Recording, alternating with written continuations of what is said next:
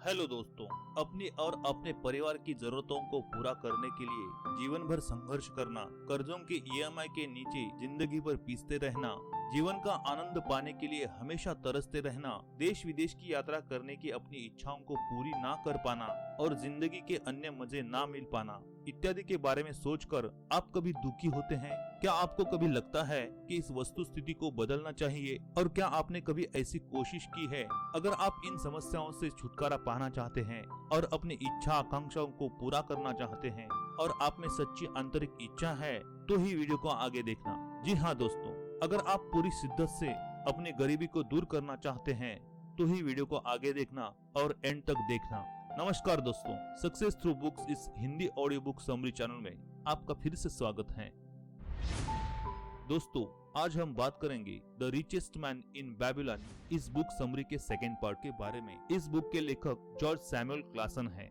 दोस्तों, अगर आपने इस बुक समरी का फर्स्ट पार्ट नहीं देखा है तो डिस्क्रिप्शन बॉक्स में लिंक दे रहा हूँ, जाकर कृपया देख लेना, क्योंकि फर्स्ट पार्ट देखे बिना इस सेकेंड पार्ट को समझना थोड़ा सा मुश्किल हो सकता है और आप वो टेक्निक्स भी नहीं सीख पाएंगे जो इस बुक के पूर्वार्ध में दिए गए हैं। दोस्तों, वीडियो को शुरू करने से पहले आपसे ये रिक्वेस्ट है, अगर आपने हमारे चैनल को अभी तक सब्सक्राइब नहीं किया है तो कृपया हमारे सक्सेस थ्रू बुक्स इस चैनल को अभी सब्सक्राइब करें और बेल आइकन को दबाएं। वीडियो को लाइक करें, कमेंट करें और अपने दोस्तों के साथ शेयर करें। दोस्तों, हम आपके लिए डिटेल में और चैप्टर वाइज बुक समरीज बनाते हैं। आपके लाइक और सब्सक्राइब करने से हमें आपके लिए और भी बुक समरीज बनाने में मोटिवेशन मिलता है और आपको हमारे नए वीडियो का नोटिफिकेशन मिलता है। तो चलिए दोस्तों, शुरू करते हैं इस बुक समरी के सेकेंड पार्ट को। इस बुक का 7वां चैप्टर है बेबीलोन का स्वर्ण का महाजन। भाला बनाने वाले रोडन को बेबीलोन के राजा ने खुश होकर 50 सोने के सिक्के बख्शिश दिए थे। रोडन बहुत खुश था। अब वो जो भी चाहता कर सकता था। एक बड़ा मकान, जमीन, मवेशी, घोड़े, रथ खरीद सकता था, लेकिन उसने ऐसा कुछ भी नहीं किया। इन 50 सिक्कों के साथ वो और भी कुछ अच्छा करना चाहता था, लेकिन समझ नहीं पा रहा था कि क्या किया जाए। इसलिए परेशान रोडन सलाह मांगने के लिए बेबीलोन के स्वर्ण के महाजन के पास चला जाता है, जिसका नाम मेथन था। ये सोने का महाजन लोगों को कर्जे देता था और बहुत सारा धन कमाता था। ये मेथन रोडन को कुछ कहानियां बताता है और सलाह देता है कि अगर आप दोस्त की मदद करना चाहते हो तो इस तरह से करो कि दोस्त का भार आप पर नहीं आ जाए।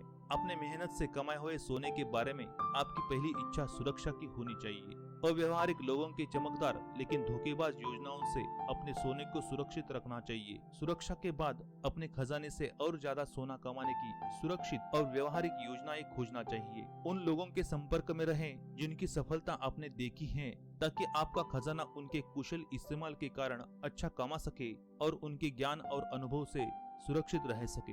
बड़े पछतावे से छोटी सावधानी ज्यादा अच्छी है। तो दोस्तों, ये था बेबीलोन का स्वर्ण का महाजन और उसकी सीख। चलिए दोस्तों, आगे देखते हैं 8वां चैप्टर, जिसका नाम है बेबीलोन की दीवारें। इस चैप्टर में बेबीलोन शहर पर किए गए हमले की कहानी दी गई है।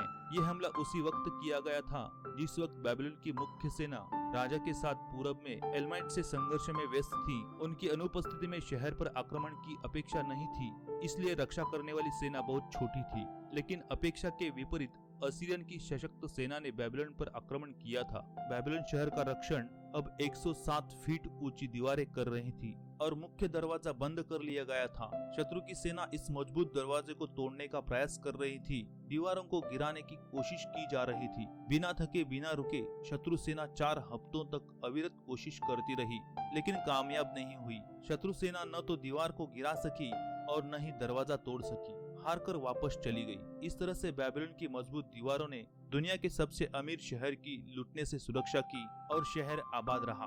नागरिकों को गुलाम होने से बचा लिया गया। दोस्तों, इस कहानी से लेखक हमें ये सीख देना चाहते हैं कि आज के दिन बीमा, बचत खाते और निवेशों की मजबूत दीवारें बना लेनी चाहिए। इसके बड़े और बेहतर प्लान बना लेने चाहिए। दोस्तों, इसी के साथ ही आगे देखते हैं 9वां चैप्टर, बेबीलोन का ऊंट का व्यापारी। इस चैप्टर में दाबासिर नाम के एक बहुत ही धनवान ऊंट के व्यापारी की कहानी बताई गई है। जब दाबासिर जवान था तब अपनी कमाई से ज्यादा खर्च करता था। ऐसी विलासितापूर्ण चीजें लाता था जो उसकी औकात के बाहर थी। अपनी कमाई का इस्तेमाल रहने और कर्ज चुकाने में नहीं करता था। इस तरह से उस पर कर्जे बढ़ते गए तो उसने अपने दोस्तों से उधार मांगा और उनको भी पैसे वापस नहीं दे सका। आखिरकार उसने बेबीलोन शहर छोड़ दिया और एक लुटेरों के ग्रुप में शामिल हुआ। एक दिन एक कारवां को लूटते समय उनका ग्रुप सिपाहियों के द्वारा पकड़ा गया और सभी लुटेरों को गुलाम बना दिया गया। कुछ दिनों के बाद उनके मालिक की पत्नी ने दया दिखाकर उसे भगा दिया और अपनी परिस्थिति सुधारने की सलाह दी। बेबीलोन वापस आकर उसने संकल्प किया, अपनी गलतियों को सुधारकर सभी कर्जे और उधार पूरी तरह से चुकाऊंगा। उसने खुद से कहा कि मुझ में एक गुलाम की आत्मा नहीं है, मुझ में एक आजाद व्यक्ति की आत्मा है। और फिर उसने ऊंट का काम करना शुरू कर दिया। धीरे धीरे वो तांबे, चांदी और सोने का हर एक सिक्का चुकाने लगा। धीरे धीरे उसने सारे कर्जे और उधार उतार दिए। उसकी अच्छी आदतों की वजह से उसके पास अब धन जमा होने लगा। कुछ समय बाद वो ऊंट का बड़ा व्यापारी बन गया। दोस्तों, इस कहानी का ये मतलब है कि अपने खर्चे अपनी कमाई से ज्यादा नहीं होने चाहिए। फिजूल खर्चों पर हमें रोक लगा देना चाहिए। अपनी कमाई का इस्तेमाल रहने और कर्ज चुकाने के लिए करना चाहिए। अपने आत्मविलासी जीवन शैली पर नियंत्रण रखना चाहिए और हमें बचत एवं निवेश जरूर करनी चाहिए। जहाँ संकल्प हो वहाँ रास्ता जरूर मिल जाता है। दोस्तों, इस चैप्टर में इतना ही। आइए आगे देखते हैं 10वां चैप्टर, बेबीलोन के मिट्टी के टैबलेट। इस चैप्टर में तकरीबन 125 वर्ष पहले के 2 पत्रों का उल्लेख किया गया है। साथ ही दाबासेर नामक ऊंट के व्यापारी ने लिखे 5 मिट्टी के टैबलेट का वर्णन भी किया गया है। न्यूयॉर्क पुरातत्व विभाग के प्रोफेसर अल्फ्रेड एच श्रूसबरी ने प्रोफेसर फ्रैंकलिन कॉलवेल मेसोपोटामिया इनको 21 अक्टूबर 1934 को एक पत्र लिखा जिसमें मिट्टी के 5 टैबलेट बिना नुकसान के पहुंचने का उल्लेख है। ये मिट्टी के टैबलेट बेबीलोन का ऊंट का व्यापारी दाबासेर ने खुद लिखे थे, जिसमें उसने अपने कर्जे उतारकर बटुए में पैसे जोड़ने की योजनाएं बताई हैं। टैबलेट नंबर 1 में दाबासेर ने लिखा है, मैं अपने अच्छे दोस्त और सोने का महाजन मेथन की सलाह पर उसकी योजना के अनुसार काम करने को तैयार हूँ। मेरी आमदनी का 10वां हिस्सा मैं अपने लिए अलग निकाल कर रखूंगा। मेरी आमदनी का 70% हिस्सा घर, कपड़े, भोजन, थोड़ा अतिरिक्त खर्चे के लिए रहेगा जिसमें सुख और आनंद मिलता रहे। लेकिन मुझे इसी हिस्से पर रहना होगा, इससे ज्यादा इस्तेमाल और खर्च नहीं करना है। टैबलेट नंबर 2 में लिखा है कि मेरे आमदनी से मेरे कर्जे चुकाए जाने चाहिए, इसलिए हर पूर्णिमा के दिन मेरी आमदनी का 20% उन लोगों में इज्जत और न्याय के साथ बंटना चाहिए जिन्होंने मुझ पर विश्वास किया और मुझे कर्ज दिए। आगे कर्ज देने वाले का नाम है और कर्ज की रकम है। टैबलेट नंबर 3 में दाबासेर ने लिखा है कि मैं अपने कर्जदारों के पास गया हूँ और मैंने उन्हें बताया, आप धैर्य रखें तो मैं समय पर सारे कर्ज चुका पाऊंगा। टैबलेट नंबर 4 में लिखा है, अपने अच्छे संकल्प के कारण मैंने काफी कमाया। नेप्टूर के लिए अच्छे पैरों और सेहत वाले ऊंट खरीदे जिनकी कीमत चांदी के 19 सिक्के थे। इसे मैंने अपनी योजना के हिसाब से बांटा। इसका 10वां हिस्सा मैंने अपने लिए रखा। 70% मैंने अपने पत्नी को घर चलाने के लिए दिए हैं।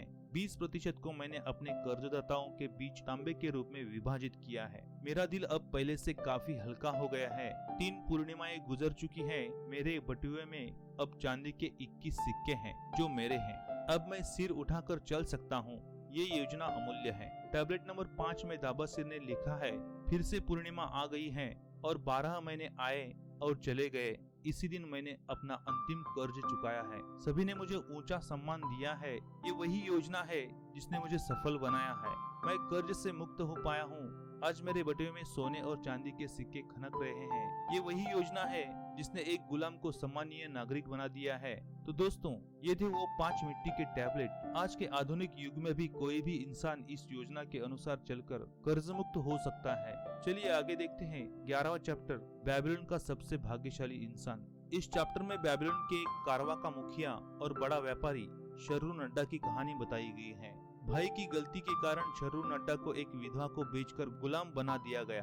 एक मालिक से दूसरे मालिक को बार बार बेच दिया गया, लेकिन शर्रुनड्डा ने काम को अपना साथी बनाया। ईमानदारी से और पूरे शिद्दत से काम करके उसने आजादी के लिए पैसे जुटाए और अपनी आजादी खरीद ली। गुलामी के दौरान शर्रुनड्डा को बहुत सारे कष्ट उठाने पड़े। कई बार निराशा भी हाथ आई, लेकिन शर्रुनड्डा ने हार नहीं मानी। वो ईमानदारी से काम करता गया और आखिरकार आजाद हुआ। दोस्तों, शर्रुनड्डा के इस कहानी से हमें ये सीख मिलती है कि इंसान को अपना काम ईमानदारी के साथ और दिल से करते रहना चाहिए। अगर हम ऐसा करते हैं तो हम अपने जीवन में सफलता पा सकते हैं। कोई काम छोटा नहीं होता, एक काम ही तो था जिसकी वजह से शरू नड्डा एक गुलाम से आजाद होकर एक कारवा का मुखिया बना और शहर का एक बड़ा व्यापारी बन गया। दोस्तों, इस बुक में जीवन के हर एक समस्या का समाधान मिलता है। कर्ज से मुक्त होने की योजना इसमें है, धनवान बनने की नीतियाँ भी इसमें हैं, बचत और निवेश का मार्गदर्शन भी इसमें मिलता है, जीवन के लिए भविष्य की योजनाएं भी इसी में हैं। अगर आप भी इस तरह की किसी समस्या से परेशान हैं, तो इस बुक में दी गई योजनाओं का मार्गदर्शन जरूर लें। दोस्तों, वीडियो को एंड तक देखने के लिए बहुत बहुत धन्यवाद। अगर आपने हमारे सक्सेसफुल बुक्स इस चैनल को अभी तक सब्सक्राइब नहीं किया है तो कृपया चैनल को सब्सक्राइब करें, बेल आइकन को दबाएं, वीडियो को लाइक करें, शेयर करें और कमेंट करें। तो दोस्तों, मिलते हैं अगली बुक समरी में, तब तक के लिए धन्यवाद।